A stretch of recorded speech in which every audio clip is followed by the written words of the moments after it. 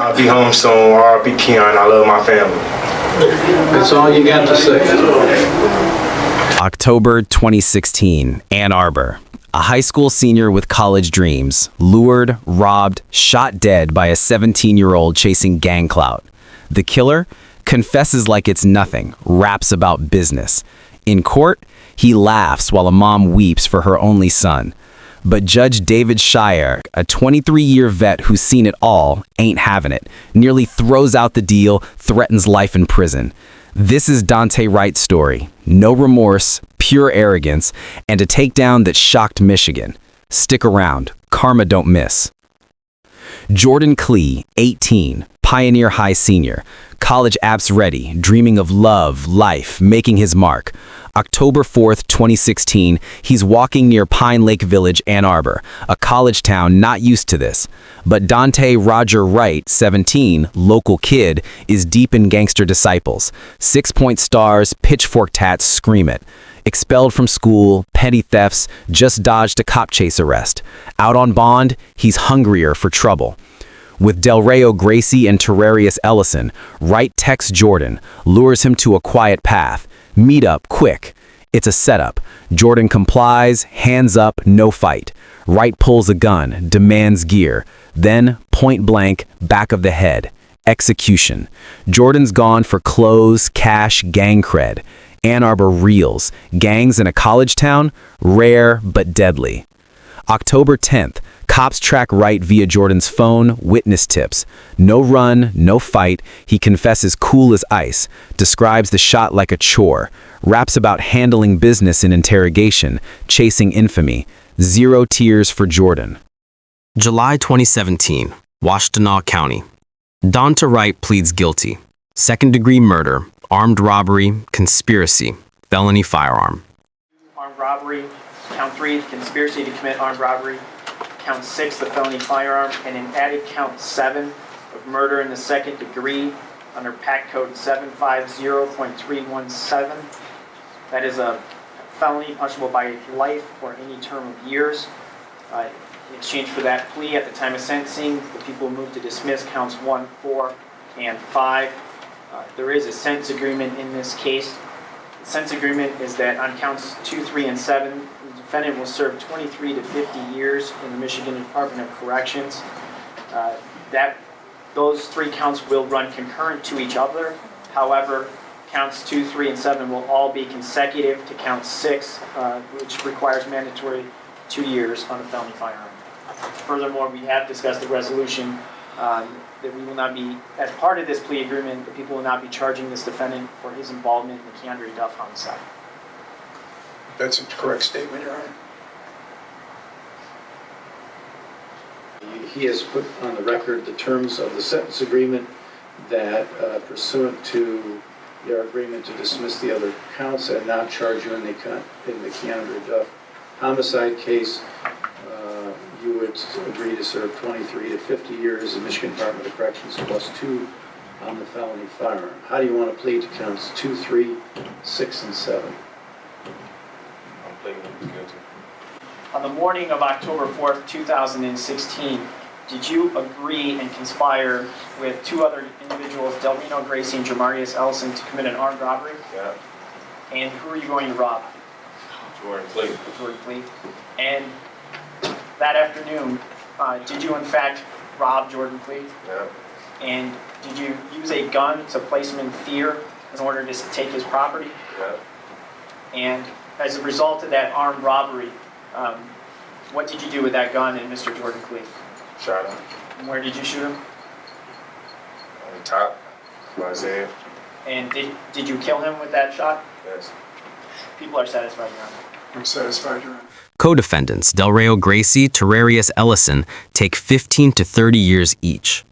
Sentencing's July 24th. Rooms packed. Klee family's broken. Wright's mom, Antoinette Carter, defends her boy. Judge David Shiog, 23 years as a prosecutor, smells the arrogance from a mile away. Victim statements hit hard.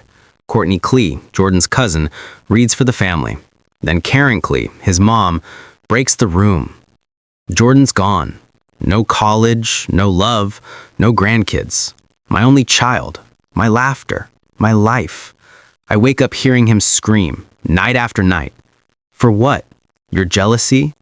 Shoes, drugs, clothes? She sobs. You get to live, wake up daily. Was it worth it? But Wright, smirking the whole time, laughing low, shaking his head like it's a game, whispers, I'll be home soon. Taunting Karen, right in her tears. Pure disrespect. Your Honor, my name is Courtney Clay, and I'm Karen's cousin. She's asked me to read this on her behalf. Sure. Jordan Michael Clay, born July 26, 1998. Murdered October 4th, 2016, at 18 years old. Jordan has no future. Jordan can no longer choose to go to college. Jordan can no longer choose to change. Jordan can no longer make a difference. Jordan can no longer fall in love or have a family. Jordan no longer has a future. I've lost my only child, my son, my baby, my friend. More than that, I've lost laughter and love. I no longer have the hope of having grandchildren. I've lost the enjoyment of holidays and birthdays and of everyday life. As a mother or any parent ages, her children are there to care for her. But now in my life, I walk this journey alone. I no longer have that luxury because that was carelessly and cruelly taken from me. I no longer get to see the smile of my son when he walks through the door and brings me a Frosty from Wendy's at the end of his shift. The simple pride of a hard work shift and bringing his mom something that just makes her happy. Songs we used to enjoy, I can no longer listen to. Movie nights we did together no longer exist. I could continue with all the loss. I won't. This year was supposed to be a year of celebration, of senior pictures with prom and graduation and parties. Instead, it was a nightmare that no parent should ever endure. On the nights I managed to sleep, I wake up hearing my son scream for me, to then have to realize all over again, night after night, my son is dead, gone, taken. For what? Why? Can you answer the question? Why? Why? I have an answer. Your answer will never be good enough. There will never be an answer good enough to satisfy why you shot my son. Why you thought that what you had should be yours. Why you felt that what you wanted, you were entitled to. Why you thought his death was an acceptable response to your jealousy or desire to what he had. Drugs, clothes, money, jewelry, bones, shoes, whatever it was that you felt you needed more than his life. Your why will never be better than his life. Your want will never trump my son's death. You get to live, get to wake up every day. Your life continues. I sincerely hope that whatever it was you wanted so badly that you felt the need to murder my son was worth the next at least 52 years of your continued existence. You won't get the luxury of raising your child because you took mine away. So because for the first time in my life, I feel hate in my heart, here is what I hope. I hope that every time you want for a jacket, that you stay cold. I hope that every time you want for shoes, you get a hole in yours. I hope that every time you want for a meal, you go hungry. And hope that every time you want for a bed, you have a sleepless night. I hope that every time you wish for your mother, she doesn't come for a visit.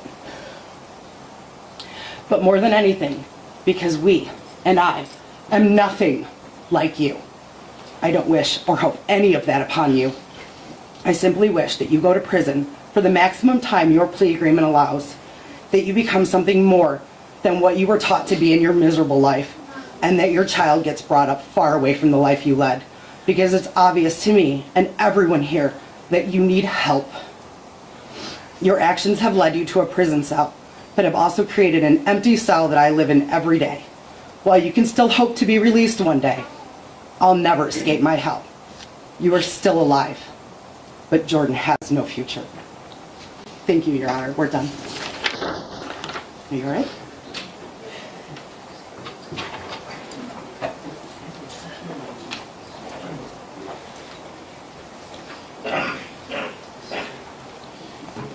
And further, Mr. Goldstein.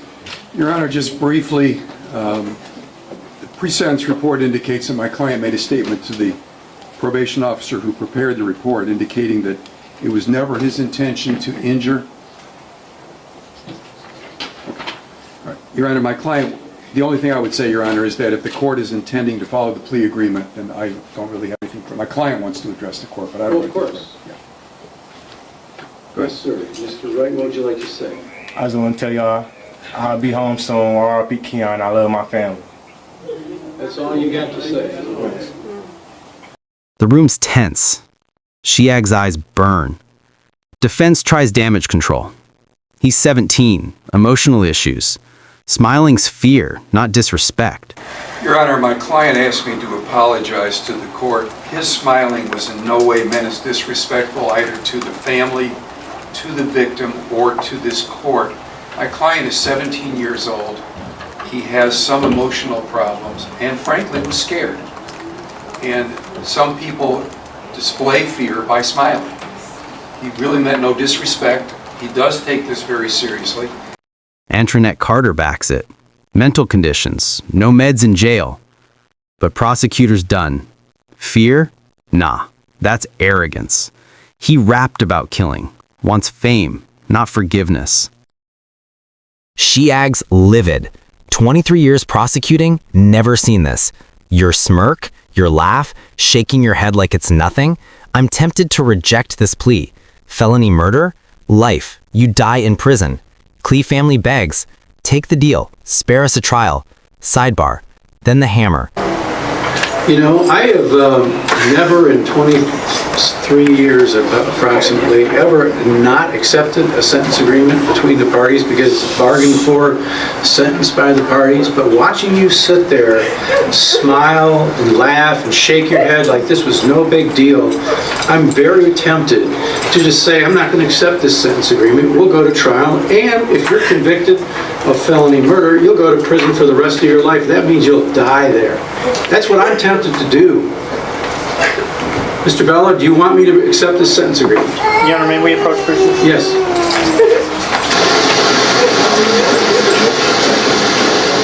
Lengthy discussion with the victim's mother as well as his grandparents and some family members. They understand that obviously this is the defendant who brutally murdered their son by shooting him in the back of the head. He's shown absolutely no remorse. He's written rap songs to other murderers about continuing killing, and throughout the victim impact statements today, he smiled and he laughed throughout the entire proceeding. However, the plea family does want to move on with this. They want to get some closure from this case. They want to try and forgive this defendant and all of his actions for what he did, and they are asking, as well as the people, that you proceed with the sentence agreement.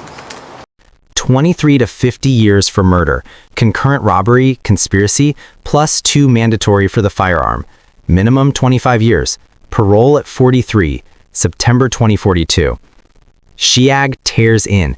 Your laugh mocks this court, this family's pain. Could have been a bus of kids. You chose death. Wright's grin? Wiped. Cuffed, silent, headed to G. Robert Cotton facility. No more gang flex, just bars. Then Antoinette Carter speaks out, defends her son's smirk, no apology for the Clee's pain.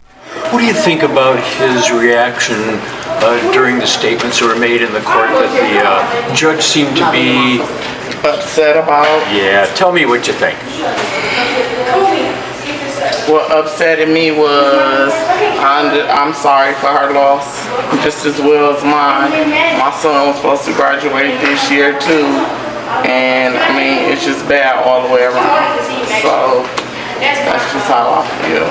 Do you think he took this lightly? Do you think he took this seriously? How do you think he... I don't feel like he understands exactly what's going on because of his mental conditions and things like that. And no one has even brought that up or said anything about it. So. Can you expand on what those conditions are that you don't feel like were taken into account? No, the case. His mental conditions, I'm gonna put like that. the court systems in juvenile and I had tests done to see if he was a threat to society, which he's not. He sees another psychiatrist here in Ann Arbor, and she also let the attorneys know his diagnosis, what medications he's supposed to be on that he's have not had since he's been locked up. So, I mean, it's another reason why. The smiling does not have nothing to do with slack of what, how can I say it? That's just how he handles everything. That's how he handles everything. As a child, if he was tell in him trouble, no, he'll just look at you and smile. he's gonna smile at you. Knowing he's in trouble, but still, that's just how. Her words stunned everyone. She equates losing her son to prison with Karen losing Jordan to a bullet. Bad all around? Viewers couldn't believe it. Smiling from mental conditions? After rapping about murder? Nah, that's a tough sell. Ann Arbor is talking. Gangs, youth crime, no accountability. Jordan Clee's dreams? Stolen. His family's pain? Mocked. But Danta Wright's smirk? Crushed by Shiag's gabble. What hit you hardest? Wright's laugh at Karen's tears? Kardar's bad all-around defense? Or the judge's near-life threat? Drop it below. Did Mom's words shock you, or was the smirk worse? Like if karma landed. Subscribe plus bell for more no-remorse teens getting taken down. Next, a killer who taunted till deputies dragged him. Stay free, y'all. Karma don't miss.